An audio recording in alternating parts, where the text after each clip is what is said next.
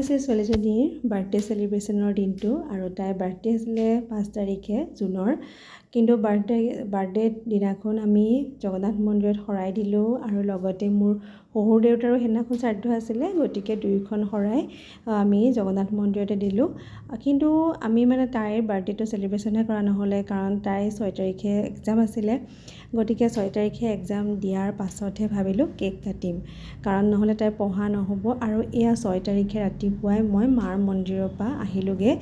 তাই এক্সাম আছিলে 1:30টাত আৰু তাৰ আগতেই মই মন্দিৰৰ পৰা আহিলোঁ আৰু মন্দিৰৰ পৰা আহোঁতেই কেইটামান বজাৰ কৰি আহিলোঁ, কাৰণ তাই পৰীক্ষাত থাকোঁতেই মই অলপ বস্তু যিখিনি মানে কি লাগে আৰু সেইখিনি মই বনাই কৰি ৰেডি কৰি ৰাখিম। আৰু তাই অহাৰ পাছতে আমি সন্ধিয়ালৈ কেকটো কাটিম আৰু সেই ভাবি মই অলপমান বস্তু লৈ আহিছোঁ। আৰু এয়া দৈ আনিছোঁ, লগতে এটা মিঠৈ আনিছোঁ।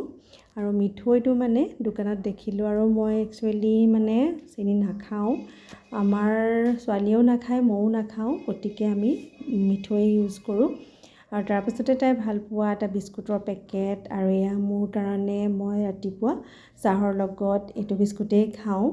আৰু তাৰপাছতে এয়া ডাল বুট, তাই ডাল বুট খাই ভাল পায় যিহেতু, গতিকে সেয়া আৰু সিহঁতে ভাল পোৱা বস্তুৱে আনো ল'ৰা ছোৱালীকেইটাই। আৰু এয়া আনিলোঁ চানপাপৰি, ল'ৰাটোৱে ভাল পায়, সি মানে মিঠা অকণ বেছি ভাল পায়। আৰু এটা চানাৰ পেকেট, কেতিয়াবা চাহৰ লগত অলপমান খাবও মন যায়। আৰু তাই মানে ৰাইতা ভাল পায়, সেইটো কাৰণে প্লেইন দৈ আৰু মিঠা দৈ আনিছোঁ।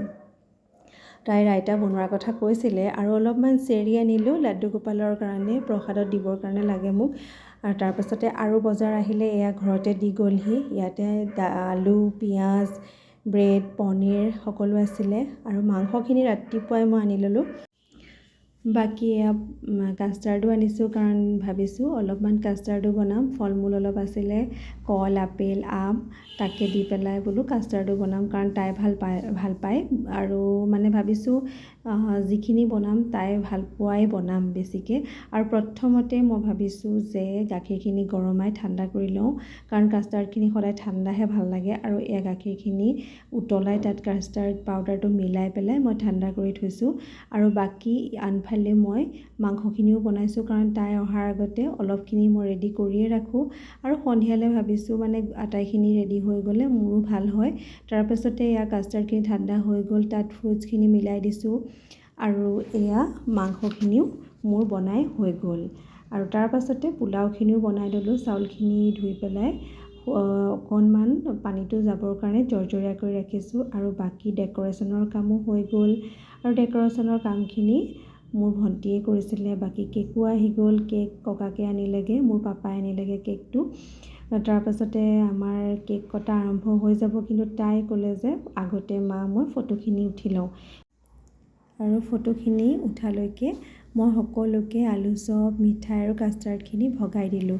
আৰু এয়াও তাই ভাল পোৱাই দেই, তাই ভাল পোৱা মিঠাই, তাই ভাল পোৱা আলু চপ, মানে তাইৰ পচন্দৰে সকলোখিনি আনিছোঁ, যিহেতু তাইৰ বাৰ্থডে আছিলে। আৰু এয়া তাই ফটো উঠিলে, আমিও তাইৰ লগতে ফটো উঠিলোঁ। আৰু ফটো উঠি এনেও সঁচাকৈয়ে ভালো লাগে বাৰু। আৰু এনেকৈ সময়খিনি গুচি যায় আৰু বহুত দেৰি হৈ গ'ল আমাৰ কেক কাটোতে।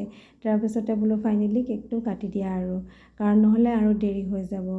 বিশেষকৈ মানুহ মাতা নাছিলোঁ বাৰু ঘৰৰ মানুহখিনিয়ে, তথাপিতো 2-এজনমান আছিলে, একেবাৰে বেছি মানুহ মতা নাই।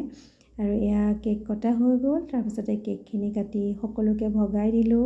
তাৰপাছতে সকলোৱে ভাত পানী খালে আৰু দিনটো একদম ধুনীয়াকৈ ভালে ভালে গ'ল আৰু।